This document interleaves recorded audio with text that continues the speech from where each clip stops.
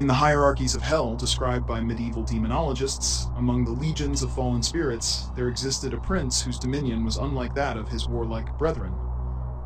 His name was Sitri, also rendered as Bitru or Sitri in various grimoires, and his power lay not in destruction, but in revelation, the unveiling of human desire and the secrets hidden beneath mortal modesty.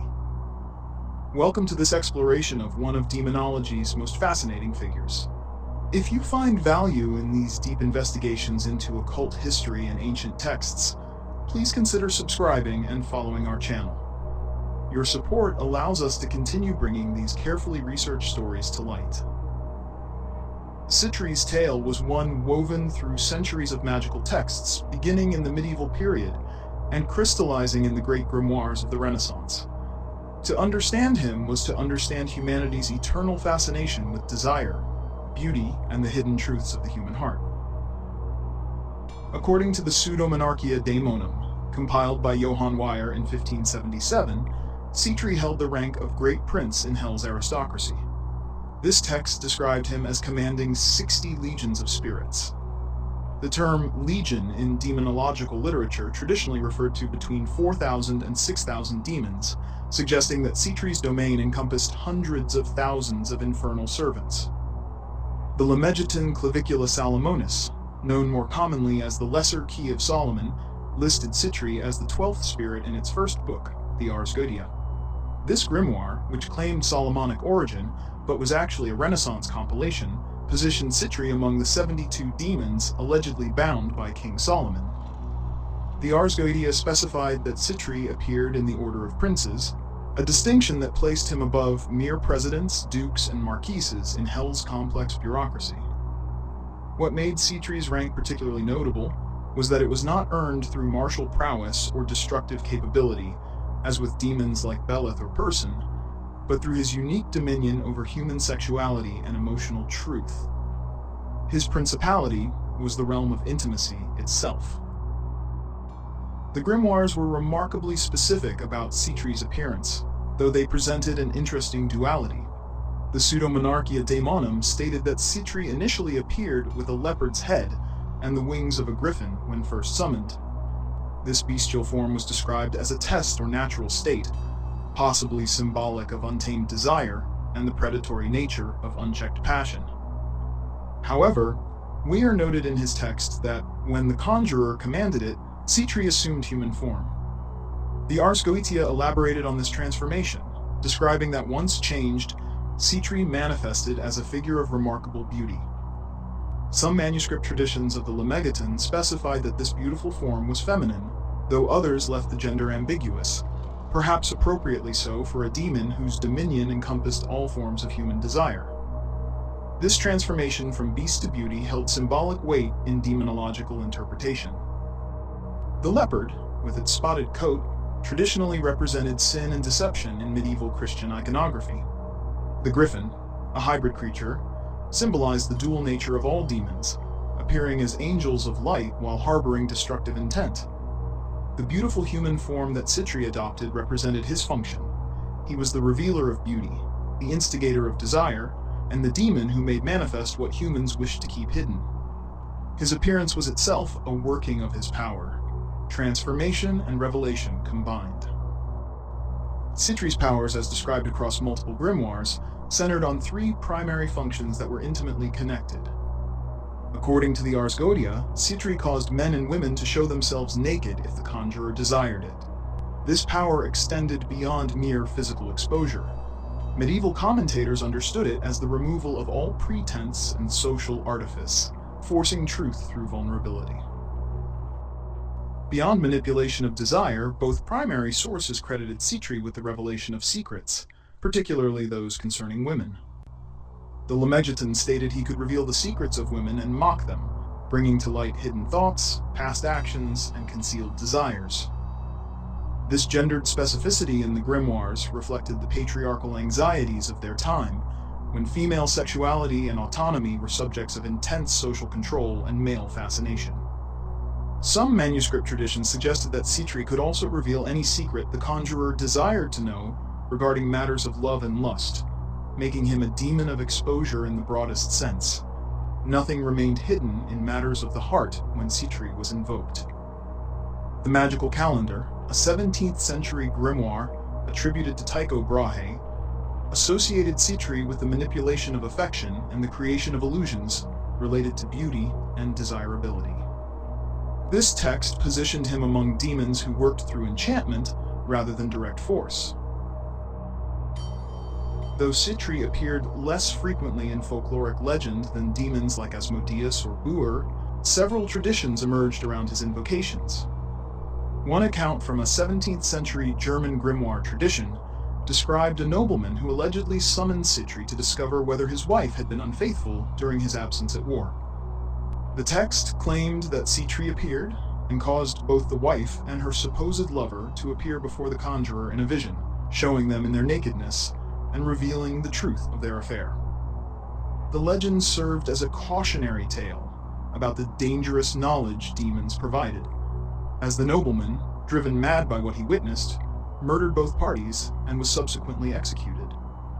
Another tradition, found in French manuscript sources from the 18th century, told of a merchant who summoned Sitri to inflame a wealthy widow with love for him so that he might secure her fortune through marriage.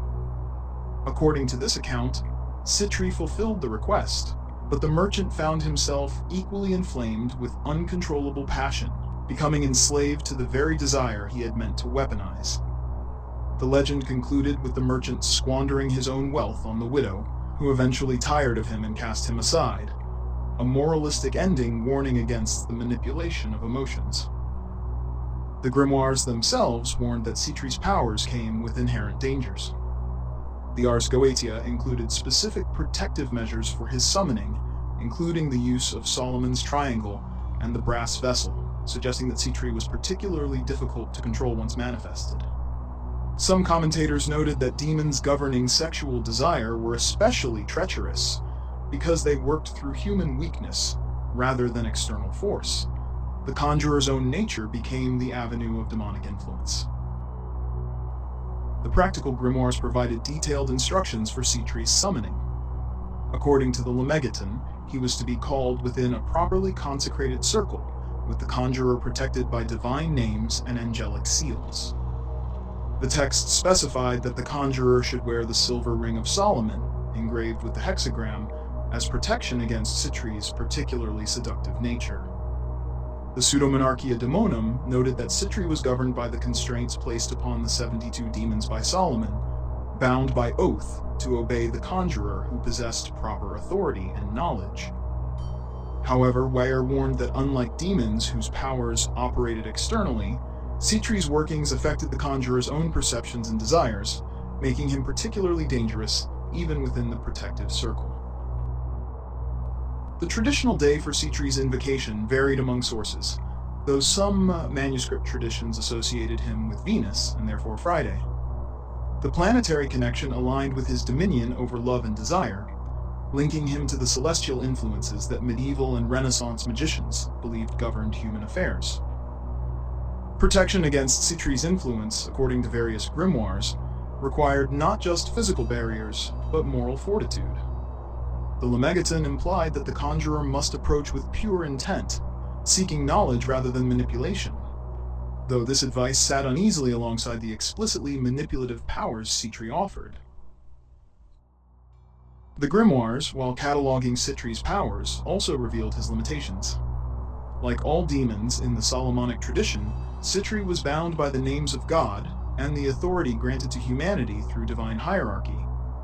The Ars Goetia specified that he must obey the conjurer who properly invoked these authorities, unable to resist direct commands given within the consecrated circle. More subtly, Sitri's power operated through amplification of what already existed, rather than creation ex nihilo. The text suggested he could kindle love between those who might be naturally attracted or reveal secrets that existed to be found, but he could not manufacture genuine emotion from nothing or create knowledge where none existed.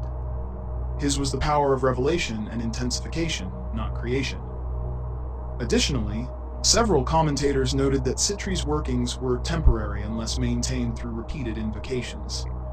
The love he inflamed would fade, the secrets he revealed could be forgotten, and the nakedness he imposed could be reclothed.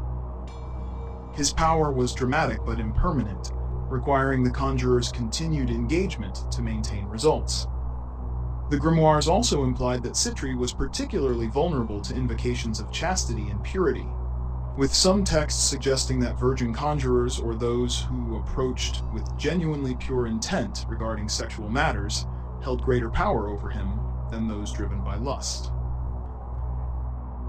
Within the broader theological framework of medieval and Renaissance demonology, Sitri represented a particular category of fallen angel, though the grimoires themselves remain silent on the specific circumstances of his fall. The Pseudomonarchia Daemonum and Ars Goetia described his current infernal status without detailing his celestial origins or the nature of his transgression.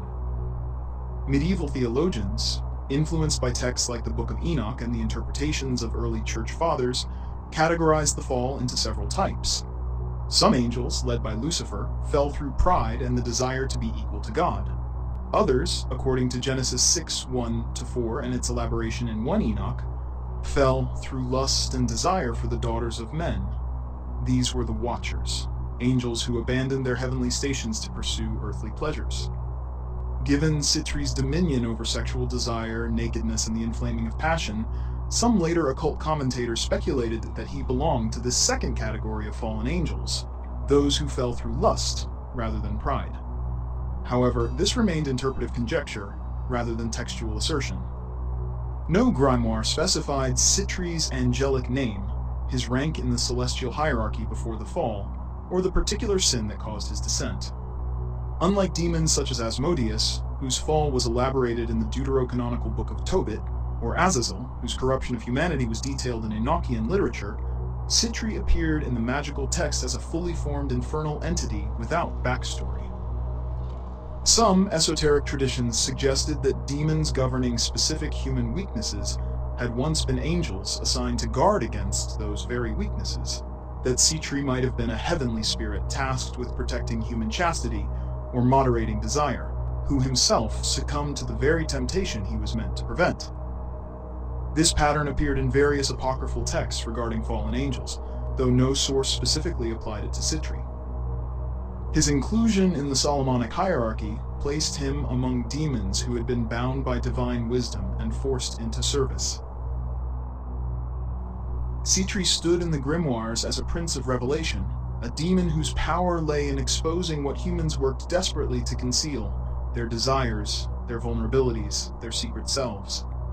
From Weier's Pseudomonarchia Daemonum to the Lameghetan's Ars Goetia, he was described consistently across centuries of magical texts as a spirit of beauty and exposure, transformation and truth.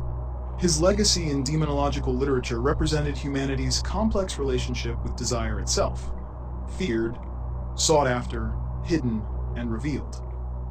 Understanding figures like Sitri meant understanding the historical anxieties and fascinations that shaped the grimoires themselves. Thank you for joining us on this exploration of Prince Sitri. If you found this investigation valuable, please share it with others interested in the serious study of historical demonology and occult texts. We invite you to join us again as we continue examining the spirits described in medieval and Renaissance magical literature.